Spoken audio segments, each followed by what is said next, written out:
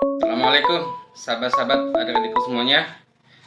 Baik, kita kali ini akan membahas soal kimia, khususnya soal reaksi asam dan basa. Soal ini banyak keluar sekali di ujian, baik itu di UTBK maupun soal mandiri. Ya, tetap sehat. Baik, kita bahas soalnya sama-sama. Kita akan bahas soal kimia ini, yaitu reaksi asam dan basa. Kalau kita lihat reaksi asam ini adalah menggunakan asam lemah, ya.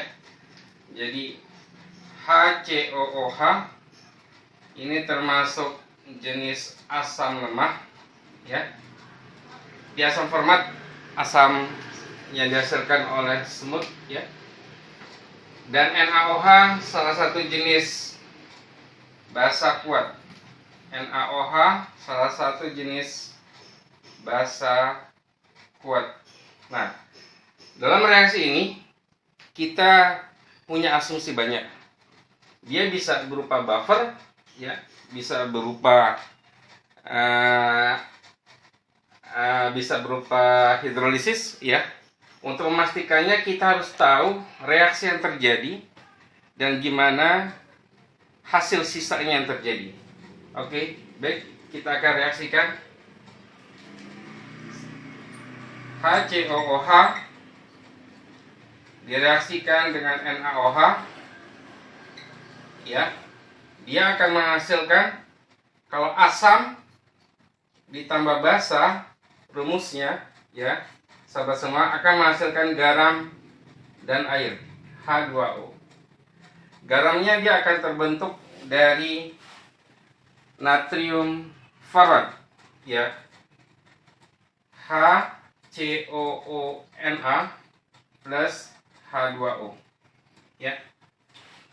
Jadi kalau kita lihat reaksi ini sudah sesuai dengan perbandingannya, ya. Jadi semuanya sudah sesuai jumlah masing-masing atomnya. Dan kita akan reaksi sama-sama, ya. Dari awal dia reaksi, proses mula-mulanya, ya, kita buat MRS, ya.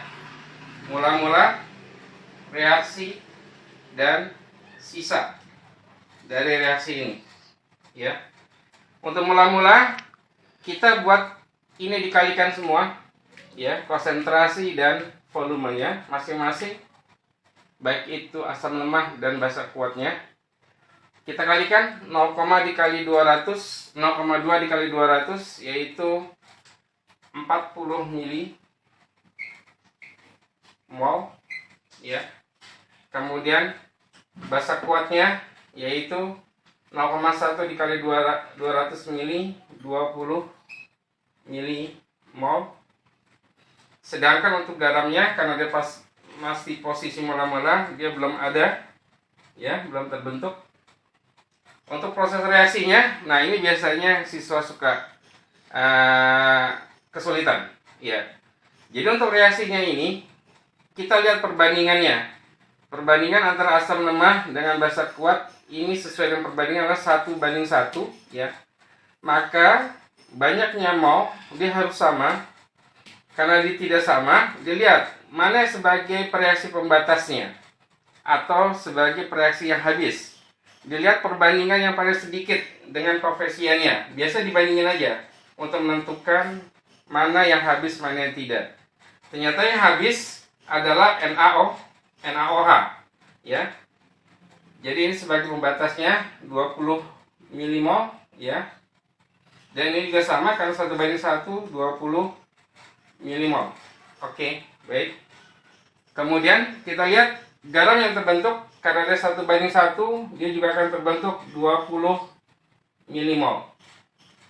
Nah, kemudian kita lihat sisa dari hasil reaksi ini, ternyata dari basa kuat, walaupun dia kuat, ya kan, karena sudah terjadi komposisi seperti ini, maka dia habis, ya, 20 kurang 20, sedangkan asam lemahnya dia malah bersisa 40 kurang 20, yaitu 20 milimol.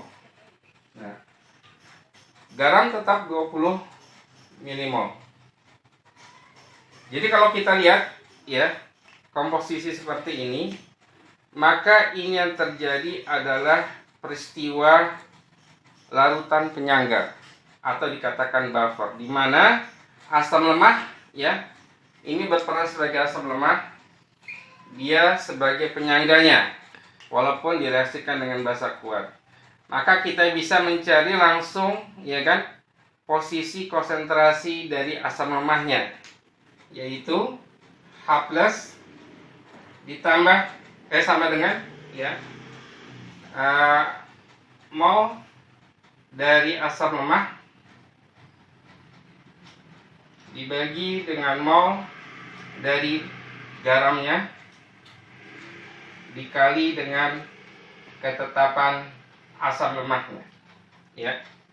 Jadi kita masukkan angkanya, mol asam lemahnya sebesar 20 dibagi ya kan, sedangkan garamnya juga 20 sama, dikali dengan besarnya Ka, yaitu 2 kali 10 pangkat min 5. 2 kali 10 pangkat min 5. Kita hitung besarnya 20 bagi 21 ya kan. Hasil terakhir dari konsentrasinya adalah 2 kali 10 pangkat min 5 molar. Nah ini dia.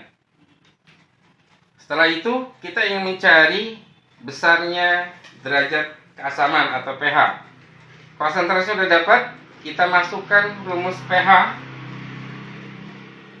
sama dengan min log dari H+ nya ya. H+ sudah ada, jadi min log dari 2 kali 10 pangkat min 5 sama dengan 5 dikurang log 2. Inilah hasil dari pH campuran yang terjadi dari reaksi ini. Oke, baik. Itu sobat sekalian ya. Jadi pertama yang harus dilakukan adalah kita harus bisa mereaksikan ya. Baru dari hasil reaksi ini kita bisa menentukan posisi apakah dia buffer atau hidrolisis ya. Baru kita bisa menentukan pH campuran. Oke. Sahabat sekalian, inilah pembahasan kimia kali ini. Mudah-mudahan banyak manfaatnya, dan jika ada yang bertanyakan